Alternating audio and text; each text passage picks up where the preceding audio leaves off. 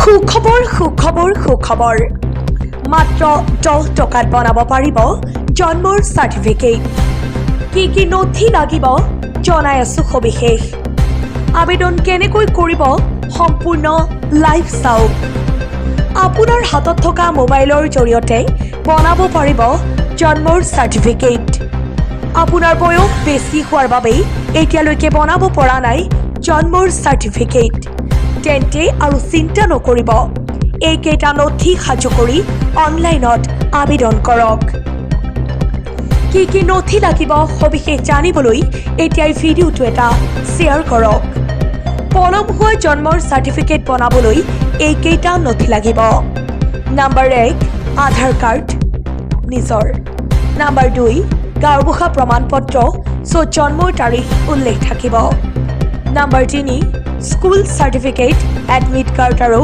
Voter certificate number 4 affidavit number 5 ফলিকপি 1966 আৰু 1997 number 6 চলিত ভোটৰ তালিকা নাম্বাৰ 7 মাক দেউতাকৰ ভোটৰ আইডি নাইবা Aadhaar card number 8 application user form এইকেইটা নথি সাজু কৰি এনেদৰেই আবেদন কৰক welcome to mobile screen dear viewers আপনাদের মোবাইল ফোনের উপর যে কোনো একটা ব্রাউজার ওপেন করে গুগল সার্চত টাইপ করে দিব লাগিব জাস্ট টাইপ করব SEWA হেৱা হেতু চাওক ইয়াতে হেৱা হেতু এইখিনি লিখি আপোনালোকে সাৰ্চ কৰে দিব লাগিব যেতিয়া এইখিনি লিখি সাৰ্চ কৰিব একেবাৰে ওপৰত যেটো ওয়েবসাইট লিংক আহিব হেৱা হেতু গভৰ্নমেন্ট অফ আসাম জাস্ট ইয়াতে ক্লিক কৰি দিব লাগিব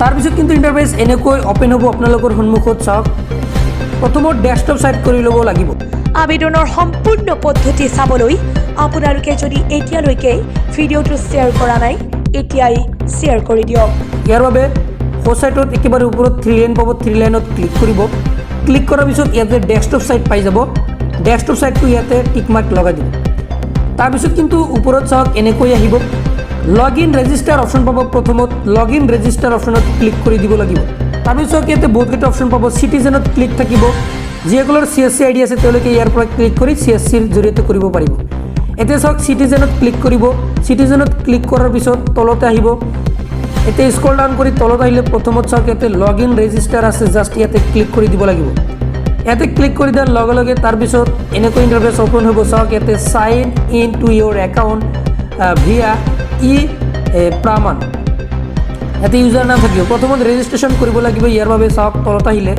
new user sign up for Meri Pehchaan just ইয়াতে ক্লিক কৰি দিব লাগিব তাৰপিছত এনেকৈ আহিব প্ৰথমত ইয়াতে মোবাইল নাম্বাৰ দিব লাগিব মোবাইল নাম্বাৰ দি জেনাৰেল OTP ক্লিক কৰিলে OTP আহি যাব তাৰপিছত OTP টো কনফাৰ্ম সাবমিট কৰি ল'ব OTP টো আপুনি ভেৰিফাইড কৰি ল'ব তাৰপিছত গিভ নেম ইয়াতে নিজৰ নেম লিখিব লাগিব তাৰপিছত ইউজাৰ নাম আপুনি যিকোনো ৰাখিব পাৰে আপুনি 1 2 3 আপোনাৰ নাম লিখিব এনেকৈ আপুনি ইউজাৰ নাম যিকোনো এটা দিব পাৰে আপোনাৰ নাম ৰাখিব সাপোজ আপোনাৰ যেটো নাম দিছে ইয়াতে স্মল আপুনি নাম লিখি দিব সম্পূৰ্ণকৈ স্মল নাম লিখিব তাৰপিছত পাছৱৰ্ডটো আপুনি 8টা ক্যাৰেক্টাৰৰ ভিতৰত ৰাখিব লাগিব পাছৱৰ্ডটো ডেমোটো মই চাওক এইটো আপোনালোকৰ যেটো ডেমো দেখুৱাই আছো এই ডেমো হিচাপত আপুনি পাছৱৰ্ডটো ৰাখি দিব কনফাৰ্ম পাছৱৰ্ড আপুনি যেটো পাছৱৰ্ডত ৰাখিছে হেতু আকৌ ভৰাই দিব তাৰপিছত জেন্ডাৰ সিলেক্ট কৰিব ইয়াতে মেল ফিমেল যি হয় জেন্ডাৰ সিলেক্ট কৰিব ডেট অফ বাৰ্থ দিব লাগিব প্ৰথম ইয়াতে ডেট দিব তাৰপিছত মান্থটো সিলেক্ট কৰিব তাৰপিছত ইয়াৰ জন্মৰ চনটো দিব লাগিব তাৰপিছত পাৰ্সোনাল মেছেজ দিব ইয়াতে লিখিব মাই নেম ইজ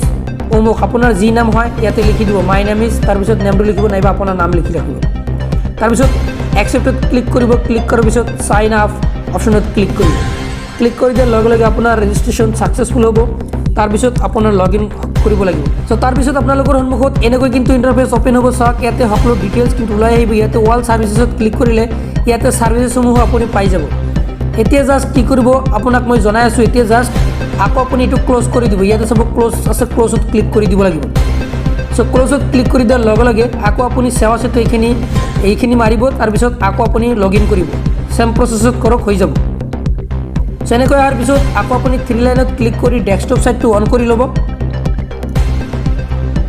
অন কৰাৰ পিছত লগইন ৰেজিষ্টাৰ অপচনত ক্লিক কৰি দিয়ক ক্লিক কৰি দিয়াৰ লগে লগে সব এনেকৈ আহিব এতিয়া আপুনি স্ক্ৰল ডাউন কৰাৰ পিছত লগইন ৰেজিষ্ট্ৰেশ্যন অপচনত ক্লিক কৰিব তাৰপিছত এনেকৈ আহিব প্ৰসেসিং ৰিকুৱেষ্ট আপুনি অলপ সময় ৱেইট কৰিব ৱেইট কৰাৰ লগে লগে চাওক আপোনালোকৰ সন্মুখত সেৱা সেতু যেটো পৰ্টেল এইটো এনেকৈ আপোনালোকৰ সন্মুখত খোল খাই যাব।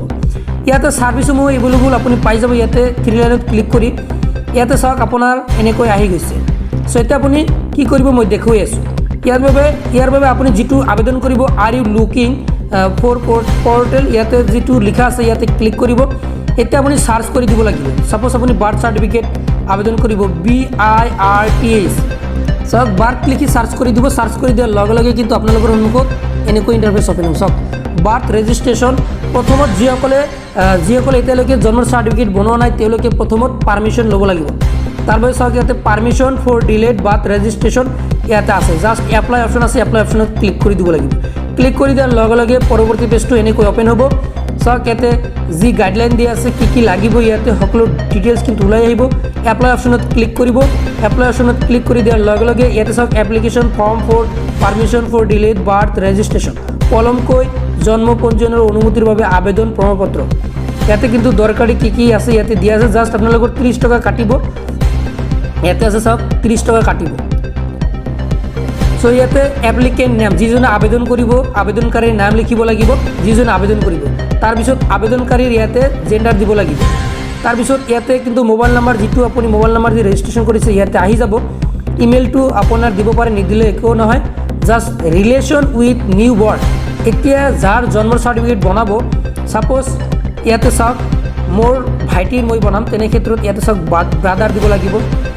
এনেকৈ ইয়াতে কিন্তু ৰিলেশ্যনসমূহ আছে ইয়াতে কিন্তু দিব লাগিব। মোৰ ভাইটিৰ কাৰণে যেতিয়া মই বনাম তেনে ক্ষেত্ৰত ব্ৰাদাৰত চিলেক্ট কৰি দিব লাগিব। যিহেতু মই আবেদন কৰিম মোৰ আবেদন ওপৰত ইয়াতে নেম লিখিব লাগিব মোৰ।